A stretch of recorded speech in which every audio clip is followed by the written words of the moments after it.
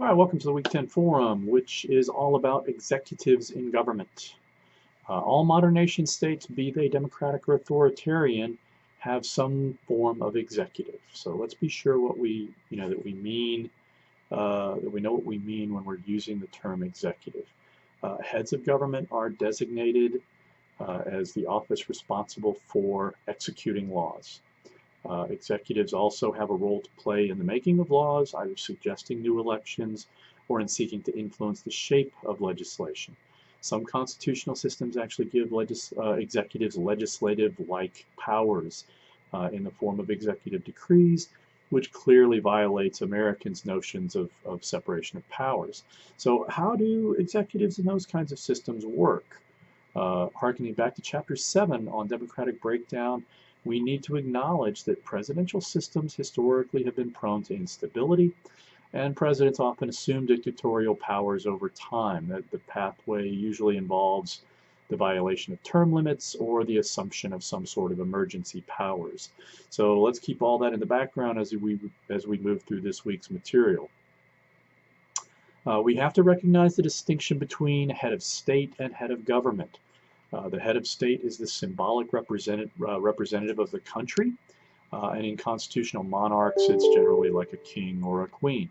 In those kinds of systems, the head of state represents the sustained political traditions of a country. Queen Elizabeth is, probably the example that most Americans would recognize. The head of government, in contrast, is the executive responsible for managing the executive branch of government. In presidential systems, the head of state and the head of government is often fused. In semi-presidential systems like France, you actually have a president that's elected separately and a prime minister who is the leader of the parliament. With semi-presidential systems like with France and Russia, the presidents usually have more extensive powers than the US president would have. But prime ministers also have powers over the operation of the government. Generally, in recent years, semi-presidential systems have had very little conflict between presidents and prime ministers, and the prime minister generally acts as the legislative leader and sort of the junior partner. Executives in democratic regimes come in two flavors. Again, presidential systems have a president that's elected independently of the legislature and often include systems of checks and balances to require collaborative governance. Parliamentary systems fuse the legislative and executive functions to the extent that basically in a parliamentary system, a person is elected from within the legislature. If they're the leader of the majority party, the party that wins the most seats, they then form a government and leave the legislature, at least figuratively, though they remain members. I would note here that while a lot of countries have based their presidential systems off the US Constitution, nearly no one, or virtually no one, has adopted anything like the Electoral College. Most presidential systems today have provisions for direct election of their chief executives. That raises the issue to me of whether the Electoral College is really worth preserving, or whether it's just simply a vestigial, organ that we should probably do away with. Or should we keep it, or reform it, or do something with it?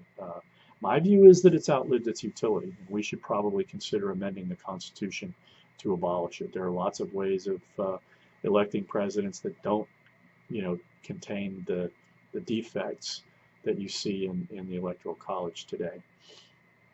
In terms of formal powers, executives generally have a broad array of powers that contribute to their ability to execute the laws.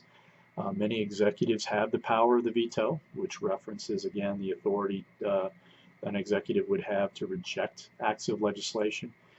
Most systems that have vetoes also give the legislatures the power to override, although, again, the votes needed to override may differ widely. Of course, in the United States, it takes 3/4 vote of both houses in order to override legislation. In parliamentary systems, executives often have the power to dissolve the legislature. In a democratic regime, that generally triggers calls for new or snap elections. For example, following the Brexit vote, when David Cameron resigned, Theresa May called for new elections. Why? May's calculation was that her party, the Conservatives, otherwise known as the Tories, would gain a larger majority that would strengthen her hand in negotiating the United Kingdom's exit from the EU. The problem is she led the Tories in a lackluster campaign that actually resulted in Conservatives losing 13 seats in a 650-seat House of Commons, while Labour gained 30 seats. So with the power to dissolve the legislature comes real risk. So executives have to use that power prudently. Following up on that, of course, what do you make of Boris Johnson's commitment to call for new elections, despite having basically lost his majority in the Commons? How do you think that is going to shake out going forward? Another constellation of powers most executives possess is the power to issue executive orders.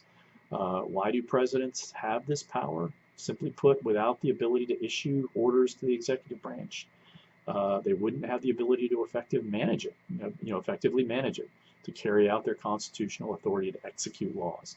So in systems that don't have checks and balances, some executives actually have the power, like I mentioned earlier, to issue decrees, which are quasi-legislative, edicts essentially that have the force of law. These sorts of powers are also often employed within authoritarian regimes. Most executives have the power to declare a state of emergency, which gives the executive a freer hand to respond to exceptional circumstances. Donald Trump has made liberal use of American emergency laws to take money appropriated from programs, for example, from the Department of Defense, to redirect that money to building his proposed wall along the U.S.-Mexican border.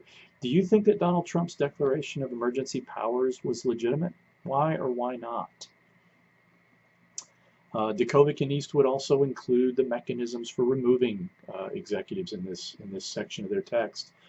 Most presidential systems have impeachment procedures, which involve, typically a vote in the lower house. I think in our system, you simply need a majority to vote to impeach. But then the bar for actual removal is pretty high. In the U.S., the Senate has to basically hold a trial, and 67 members of the Senate have to vote to remove. That means that impeachments of presidents must be bipartisan.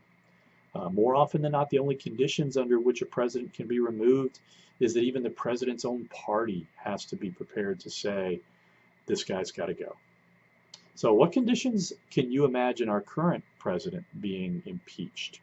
For me, I think that Trump cannot be, credibly threatened with impeachment because there are not enough Republican senators to vote.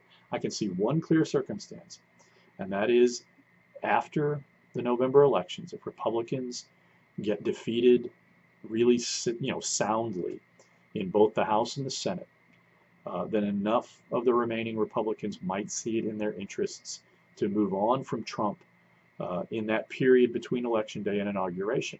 And why would they do that? Well, because Trump has credibly threatened to not obey the outcome of an election if it's adverse to him. So at that point, removal might be cosmetic, but in my opinion, that's the most logical or most likely scenario. Again, what do you think?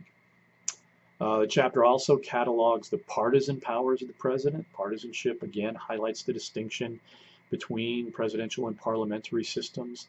Some presidential systems open the possibility of divided government, where the executive is controlled by one party and the other party controls one or both houses of the legislature, if it's a bicameral legislature.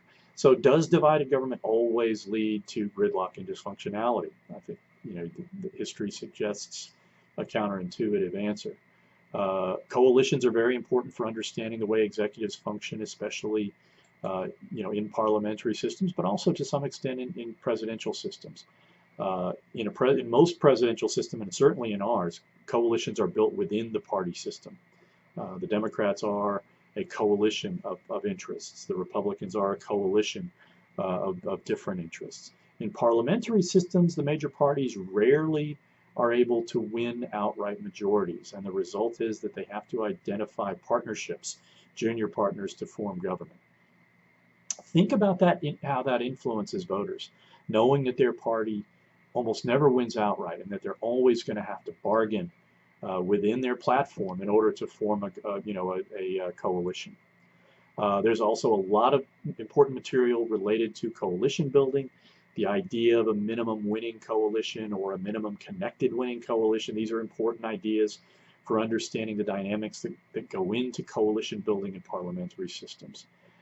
There are a few countries where grand coalitions are likely to form. Israel has had numerous instances where victorious Labor or Likud have gone to the other party rather than try to stitch together a coalition of the multitude of minor parties that have a handful of votes in the Knesset.